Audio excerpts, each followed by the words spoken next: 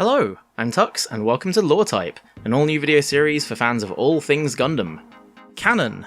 Not the fun kind that goes BERT or shoots big beams. Canon with a single N is one of those things that can be a source of frustration for fans of long-running series, and Gundam is no exception. With around 20 animated entries in the Universal Century timeline alone, depending on how you want to count them, and over a dozen alternate universe anime, most of which have their own timeline, the body of work that exists under the Gundam banner is pretty daunting. There are games, manga, art books, setting guides, model kit manuals, and all sorts of other fun sources of info we like to scour for debate fodder. Over the years, dozens of different creators have contributed to these, and inevitably, there are conflicts between the different sources regarding things like technical details of mobile suits, character deaths, other timeline events, and plenty more besides. Speaking of deaths, a spoiler warning for Gundam in general, particularly Zeta Gundam, Double Zeta Gundam, Char's Counterattack, Gundam Seed, and Gundam Seed Destiny. I want to lay out some things I think would be helpful for other Gundam fans to understand about Gundam and the entire concept of canon. Even if someone else has already done this on YouTube, nobody I've had the same conversations with again and again seems to be watching their videos, so I figured I'd give it a shot. And apologies for the kind of clickbaity title, I promise it's not just hyperbole and it will make sense by the end. Why is it called canon, anyway? If you know this part already, feel free to skip ahead to the timestamp on screen, but I need to supply background information for people who may not understand the context. The original meaning of the term refers to biblical canon, which is to say scriptures officially recognised by any given church or community, as opposed to things which are regarded as apocrypha. Regarding fictional works, the term allegedly comes from discussion of Conan Doyle's Sherlock Holmes stories, as opposed to works written by later authors, possibly originating with a priest called Robert Knox, who also wrote 10 Commandments of detective fiction. Nowadays, it's similarly applied by fans of any given fiction to the work, sometimes interchangeably with continuity, a term typically used to describe long-running comic book universes like Marvel and DC. Why do we care about canon as fans? Some people need to know the true version of their favourite fictions, and when you have such a sprawling and contradictory work as the overall Gundam franchise, you can see why you might really want an official guide to what really matters, especially if you're new and planning to watch it for the first time.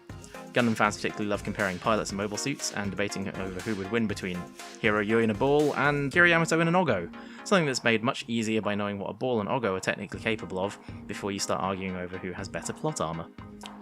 The Turn A Gundam novels give the eponymous mobile suit some truly scary abilities at full power, but do the novels count? Does it change what the strongest Gundam is if they do or don't count? The answer is even more stupid than you'd think, as it's apparently Superior Dragon Z from the SD Gundam Gaiden spin-off series.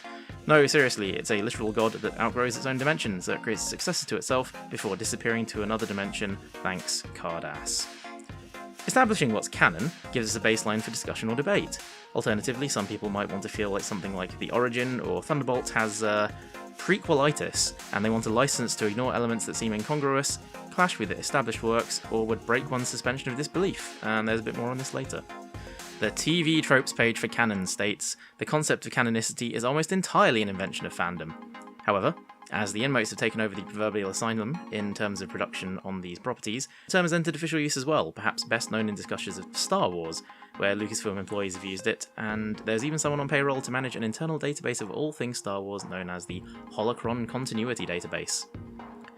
Gundam isn't the only fictional property with this sort of issue, of course. Other long-running anime series often experience similar difficulties, but unlike Gundam, most of these are adapted from successful manga, and the issues typically come from filler and spin-offs which are often not written by the original authors of these works, or just the way that they're adapted.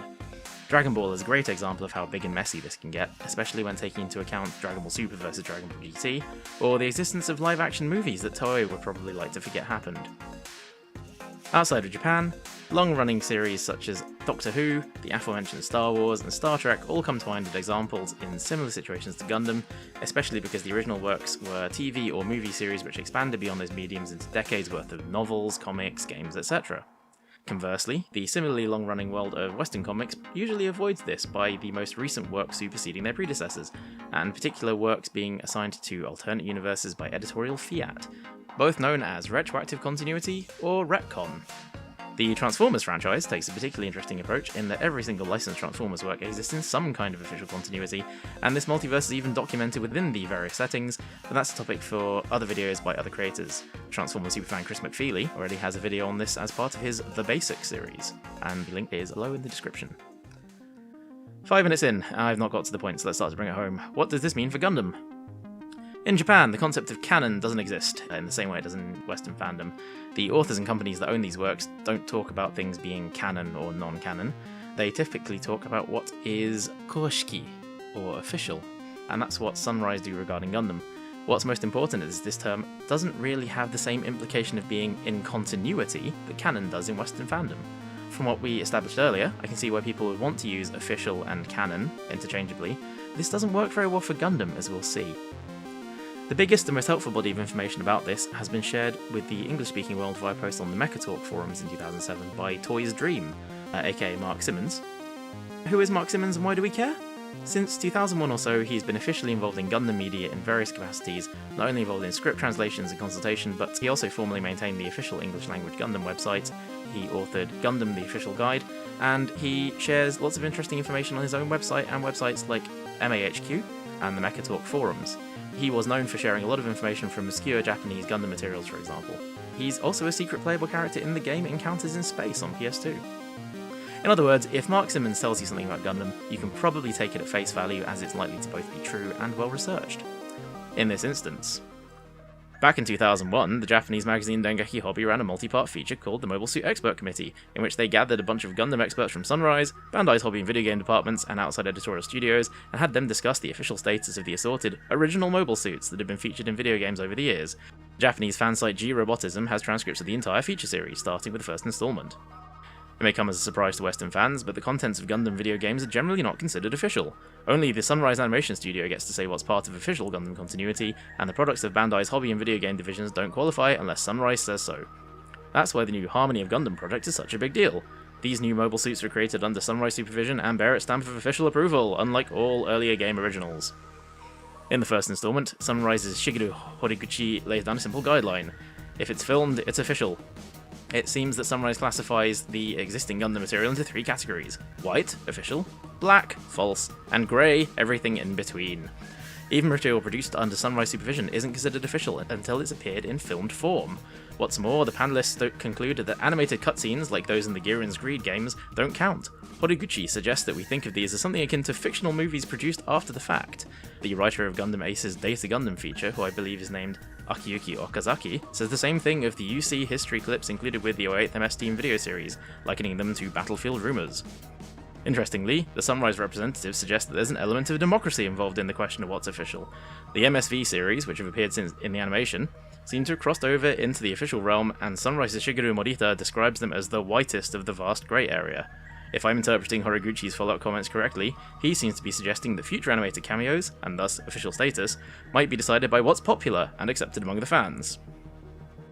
The "if it's filmed, it's official" line gets used a lot regarding this topic by those who know about it, sometimes without the full nuance around it being considered, and I've been guilty of this too from time to time.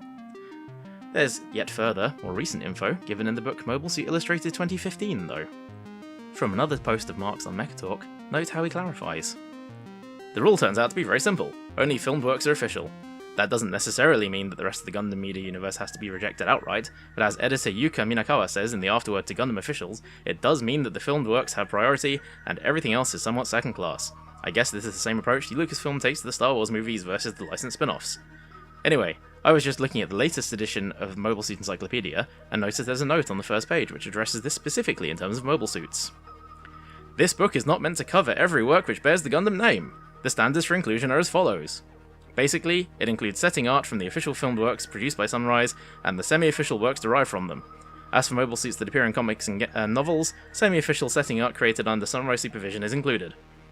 And as for games, setting produced under Sunrise supervision is included, but most of this is unofficial unless it has appeared in official works. So even within the Mobile Suit Encyclopedia, we have 3 tiers of material: official film works, semi-official derivatives, I guess that probably means variation series, and stories produced under Sunrise supervision, and unofficial games. Although the games are produced under Sunrise supervision, as the previous thread discussed, it seems like they're held to a looser standard since they're not intended to be official in the first place. But most of this is unofficial, suggests that the Harmony of Gundam stuff, for instance, may be higher ranking. So, one of the main inspirations for this video was when someone I was talking to on Discord quoted a Kakarot197 video about how many Gundams there were during the 1 Year War. And right away, both he and the person asking the question are talking about how many RX-78 units canonically existed within the 1 Year War. He calls a mobile suit 100% canonical, and the games 0% canonical.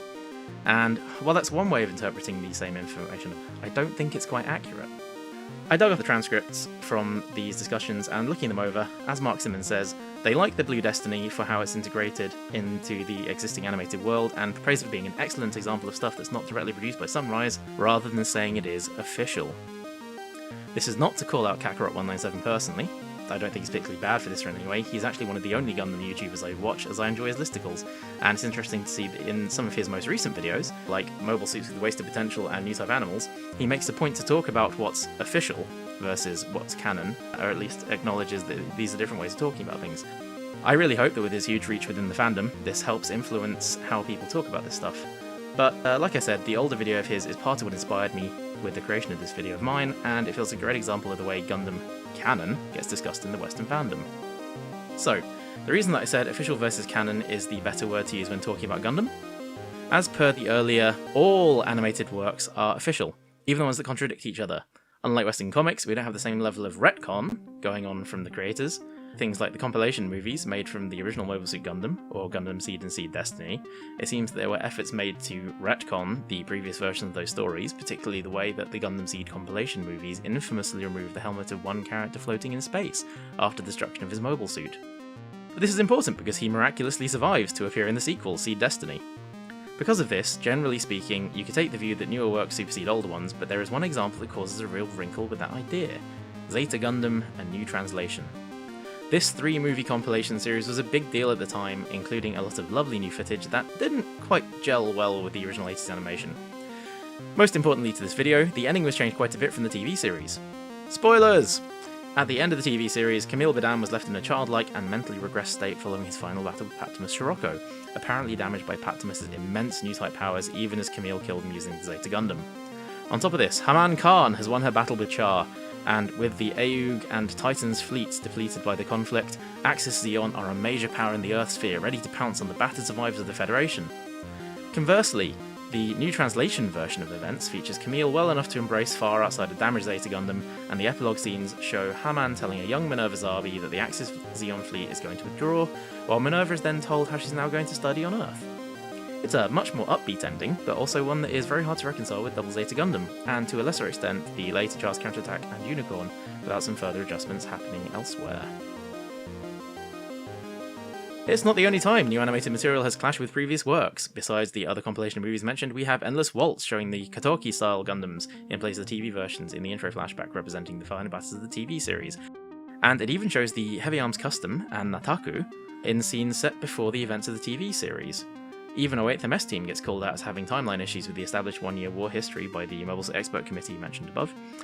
There's also supposedly a line in the Anaheim Journal which tries to write this off as 08th MS Team being an in-universe UC work of fiction, although I have yet to find it myself, so I'm going to consider it hearsay for now. Regardless, these are far less significant issues than something which would cause the events of the whole next animated entry in the Universal Century timeline to not happen. While we're talking about animation weirdness and things that do not line up, let's go a bit wild. There's also the depiction of the one-year war from SD Gundam Mark IV Episode 2, which has a bunch of SD Gundam characters transported to 0079, Universal Century. They try not to get killed by a large number of Izubuchi-style mobile suit redesigns, which populate the failed Jaburo Assault with War in the Pocket redesigns of various one-year war units instead of the regular versions from the TV series. And, as well as everything being Izubuchi flavoured, there are also SD Gundam characters running around the otherwise normal one-year war battles. If one wants to really push the boat out with taking all animated features as official, there's the Seed Tanekyara Gekijo shorts. The story from the first 2 episodes can be taken as a comedic adaptation of something silly, but moderately plausible. The second focuses on time travel by Shin, Rei, and Luna Maria as they try and break Ather and Kira's friendship up, resulting in, amongst other things, a mobile suit-sized Tori, and Shin performing as Lacus at a concert and trashing the stage with a human-sized version of Sword Impulse's anti-ship sword. More seriously, and more recently, both The Origin and Thunderbolt are early UC stories that take liberties with established material, including the original Gundam TV series and movies.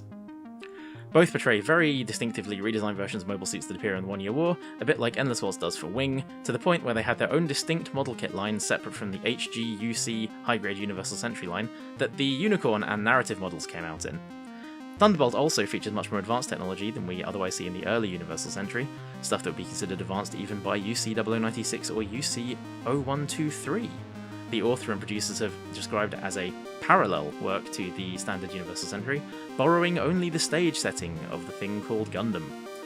Sunrise nonetheless seems to treat it as a UC entry, including it in their History of the Universal Century marketing in the build-up to the Hathaway's Flash movie that, as of this writing, is just about to come out. So, what does this mean in practice? As frustrating as it sounds, it means that the usual Western fandom use of canon is not really a suitable term to apply to Gundam. There's an inherent implication that there's one true version of events next to which all other things are secondary or invalid. There's actually a term used by the author Mark Simmons mentioned earlier, Minakawa Yuka, in his Encyclopedia of Gundam, which is the seishi, or correct history, which I've seen people try and use as an equivalent to canon, but even that is only Minakawa's take on things for the sake of his book, which in and of itself is only a grey source, as he tries to piece together a UC timeline. There's a fairly common trend with Western fandom, headcanon, to try and only take the works of the original author of a setting as being valid, word of God and all that, and you see it often with Star Wars and occasionally Star Trek, for example, as this covers a core of central work with one overall creative vision. But with Gundam, you have the TV series, the movies, and the original novels for First Gundam, all being helmed or penned by Tomino, and all of them are different. It's even brought up in 2005's Great Mechanics Volume 15 in conversation with Inoue Koichi, head of Sunrise's Planning and Development Office at the time. Both the Zeta Gundam TV series and movies are Tomino works too, and are equally official in the eyes of Sunrise as animated projects, so it's not like we can use this in some kind of Occam's razor equivalent to cut away the chaff, simply. So where does this all leave us? Well, everything filmed is official, everything else that's produced under license is semi-official shades of grey, even things which are created with direct Sunrise involvement like Astray or Advance of Zeta.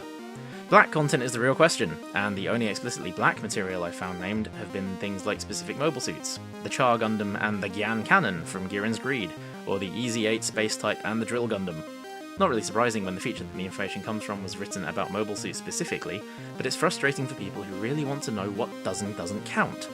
There's a general sense from the transcripts that all what-if scenarios, such as those shown in Girin's Greed, are black, but it doesn't go as far as saying that all games are, obviously. On the bright side, if the novel Turn A and Superior Dragon Z are only grey material, I guess we can narrow down the strongest Gundam argument to Unicorn versus the ELS 00 Quanta? Maybe? No? Worth a try. Most of what I've talked about up until now has been factual rather than subjective, but I want to share my personal opinions for a bit. A lot of the time, I feel like canon is used as a stick to beat things people don't like about a setting with. Particularly with Gundam, I've seen people scrabbling to declare their favourite side story unit canon somehow because they like it, and want to feel like it's part of the true Gundam story. On the flip side, they want to dunk on something they dislike and dismiss it as not being valid. I've seen Girin's Greed fans, for example, unhappy at the idea that the games aren't canon because they feel the world building outside of the what-if scenarios and units is valid and adds a lot to the UC setting. One other important thing to note is that part of a work, or something based on a work, appearing in animation doesn't necessarily mean the whole work is now considered official. I recently saw someone trying to say that the Ifrit Schneid and the GM Semi-Striker appearing during the Torrington base attack in Unicorn meant that everything from Cross Dimension 0079 and the We Are Federation Hooligans and Gundam Katana mangas were both canon now as well, despite the fact that these are only units based on ones that appear in those works, not even the specific mobile suits from them. And yeah, while I get the desire to cling to these references as proof that your favourite manga or game is now official too, that's just not what this kind of thing means. It's on a unit-by-unit basis. The Zeta Plus appearing in Unicorn didn't mean the Sentinel was now official, and the Gustav Karl likewise didn't mean Hathaway's Flash was either. That's only changing with the new movies based on those novels. While researching for this video, I found a few articles in mainstream outlets like The Atlantic or Gizmodo talking about how an obsession with canon is bad for the way we value stories, and making fandom spaces more toxic. From the aforementioned Gizmodo article by James Whitbrook, linked in the description, craving for canon above all else is a toxic attitude. Not just the way we talk about pieces of media from a critical perspective, but in fandom circles as well. The hunger for facts above all else leads to things like filler episode becoming a derogatory term for stories that don't advance the larger ongoing plot of a narrative, or don't include some shocking new revelation that someone can add to a list. It predicates the gatekeeping act of being a fan that is built on how much you know about a thing over whether you actually enjoy that thing or not. It's an attitude that in turn feeds the equally unruly and constantly growing spoiler culture, because a fandom that values pure details above all else puts weight on the knowledge of those details. The need robs discussions about the stories we get of nuance and interpretation, because who cares what you think happened where there's an answer from the Word of God. While I get the desire to be able to point to something like a true Universal Century timeline, it's not something we are likely to get anytime soon, because Sunrise have no real reason to codify one.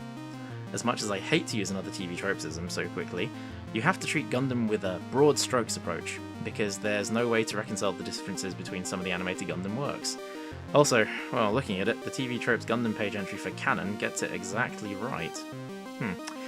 Even if we discount things like the obviously comedic and parodic works like SD Gundam or Hello Kitty, shorts like Gundam Evolve or Gundam Frag, the various promotional videos and anniversary projects like Gundam Perfect Mission, All That Gundam, we still end up with multiple versions of specific stories like the compilation movies I've already mentioned the issues with. With the broad strokes approach to the setting, you accept the general gist of what happens is something like what we're shown. When sources conflict, you have to use your own best judgment. We already know that conflicts which would have huge and far-reaching repercussions are the exception, not the norm.